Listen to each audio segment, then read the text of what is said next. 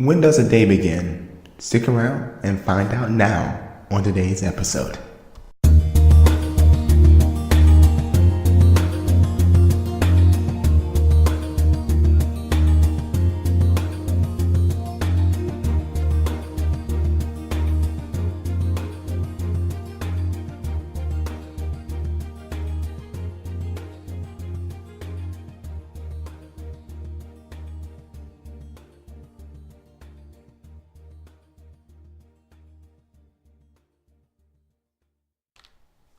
Welcome. My name is Renaya, and today we talk about the topic of when a day begins. Now, what we're going to cover first is a scripture that is somewhat in controversy amongst many people in determining when a day begins, and that is in Genesis chapter 1, verses 2 through 5. But before we start reading any verse at all, let's just say that there are different opinions of when a day begins. I know if we look at the Jewish people and what they practice, a day would begin at evening of the day prior. So what we would call dusk of the prior day is when a day would start. If we look at our Americanized version of time, then a day will begin in the middle of the dark at midnight. Now, the question is there any other way that we can view time? When a day, can we determine in any other fashion when a day can begin? And that's what we're going to examine right now. And so, without any further ado, let's begin by reading Genesis chapter 1, verses 2 through 5. Verse 2. And the earth was without form and void, and darkness was upon the face of the deep, and the Spirit of God moved upon the face of the waters. So first thing we must recognize is that the only thing that was darkness. Verse 3, and God said, let there be light, and there was light. So next, this was a proclamation by the Elohim, by whom we refer to as God here in this verse, and there was light. Verse 4, and God saw the light that it was good, and God divided the light from the darkness. Okay, so at this point we have the division. So something that was undivided, or a mixture, was being divided at this point, and you have the light coming from the darkness. Verse 5, and God called the light day, and the darkness he called night, and the evening and the morning were the first day. So now we have the association of light being associated with day and darkness with night. And the evening and the morning, notice the conjunction and, bringing them together, were the first day. Okay, so when does a day begin? We're just going to look at certain Hebrew terms, and we're just going to go through the verses that we just read, but in a pictorial format. Okay, so first we have Shosaka. Trying to use the Paleo-Hebrew pronunciation of it. Shosaka. H2822 in the Strong Concordance, and the meaning of that word means the dark. Hence, literally darkness, figuratively misery, destruction, death, ignorance, sorrow, wickedness, darkness, night, obscurity. Next we have Arab. H6153 in Strong's Concordance, and it means dust. And other ways as used inside the Bible is as day, evening, even, tide, night. It says it's from H648, which is identical to H6150, and I'll allow you to look at that on your own time. But for time's sake, we're just going to go on to the latter portion of this definition, and it means to braid, that is, intermix, technically to traffic as if by barter. So back and forth, nothing that's specifically distinct, things that are jumbled together that are, like you said, it says in the definition, intermixed. Finally, we have the word or. The strong number is H216, and it means illumination or concretely luminary in every sense, including lightning, happiness, etc. Bright, clear, day, lightning, morning, sun are the meanings for this word. So what we're going to do now is just line up the verses, Genesis chapter 1, 2 through 5, under the appropriate column. So look at the first one. It says in Genesis 1, 2, darkness was upon the face of the deep. So we have complete darkness.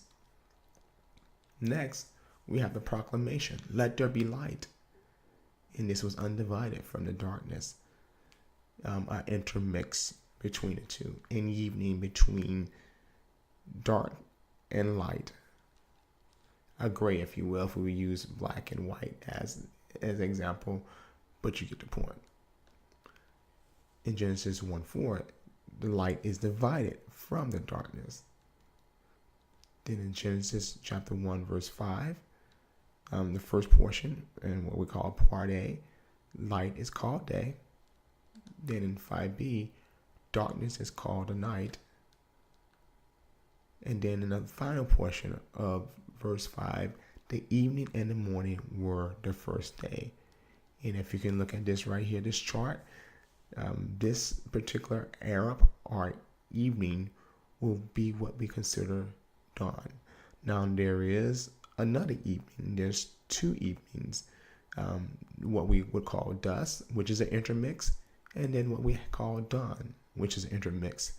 And the view of first light is that this particular Arab is talking about dawn.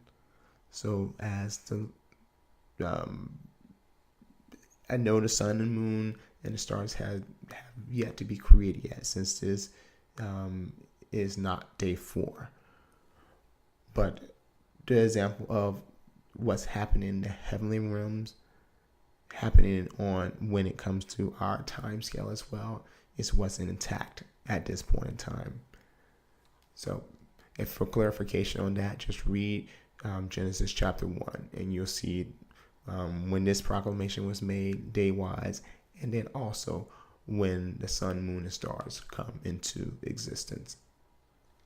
So I think that's pretty straightforward. The evening and the morning, and this is a conservative view.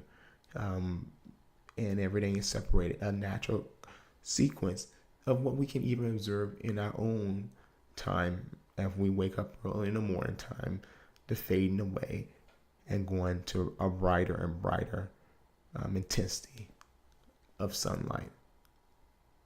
All right. So what happens if evening comes first? Okay, so we're just going to use the same 3. So we have the darkness. Okay, we're not going to go through the definitions. You can read those on your own. Okay, and then we have the evening on our Arab. And then we have the or. So if we were to put the verses down as we have seen them in Genesis chapter 1, 2 through 5, this is what we get. Darkness was upon the face of the deep.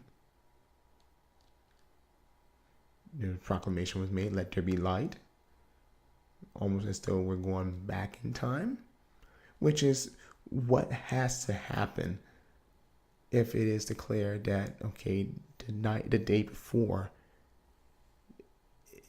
is part of the day. You have to go from the utter darkness and then to the Arab or the evening, and then going from there we have light divided from darkness.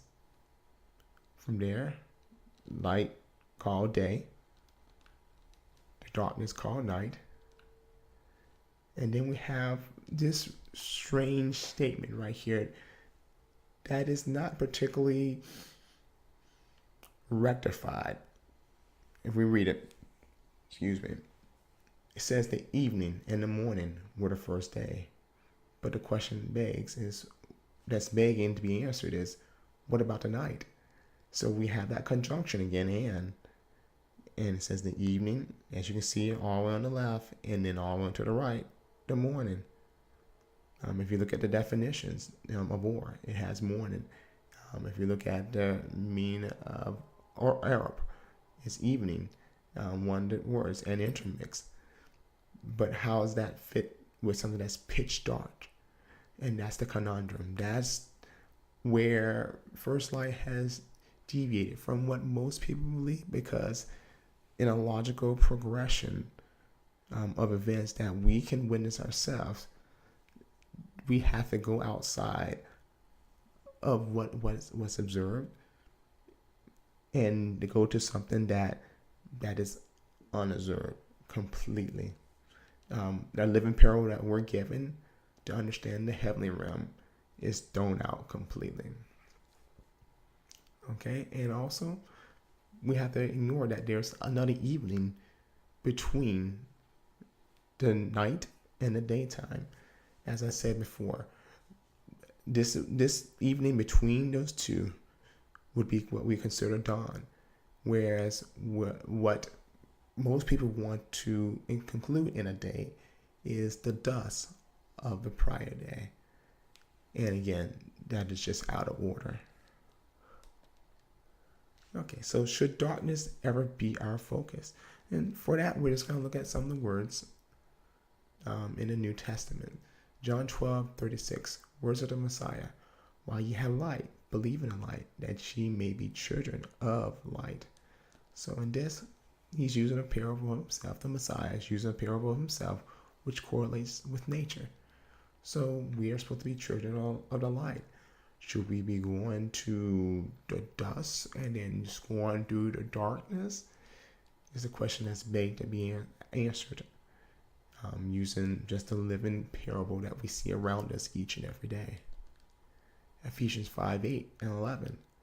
For ye were sometimes darkness, but now are ye light in the Lord. Walk as children of light, and have no fellowship with the unfruitful works of darkness, but rather reprove them. So we're supposed to go against the darkness, not be bathed in it. Implication: don't stumble around in the darkness, either literally or figuratively. Then 1 Thessalonians chapter 5, verse 5, we have, ye are all the children of light and the children of the day. We are not of the night, nor of darkness. And clearly this is a direct point back to Genesis 1:5, where we read that the light was day and the darkness was night. And finally, what is the Father? Okay, we're going to answer that with scripture as well. 1 John chapter 1, verse 5. This then is the message which we have heard of him and declare unto you, that God the Father is light, and in him is no darkness at all. So I want you to notice that modified at the very end is where there's no darkness at all. That does not have to be added, but that did not have to be added to this particular statement, but it was to intensify how pure light he is. So question, should a nature opposite of the Father ever come first? And here, First Light, we say absolutely no. So when does a day begin? Simple. At dawn. At first light. Thanks for watching.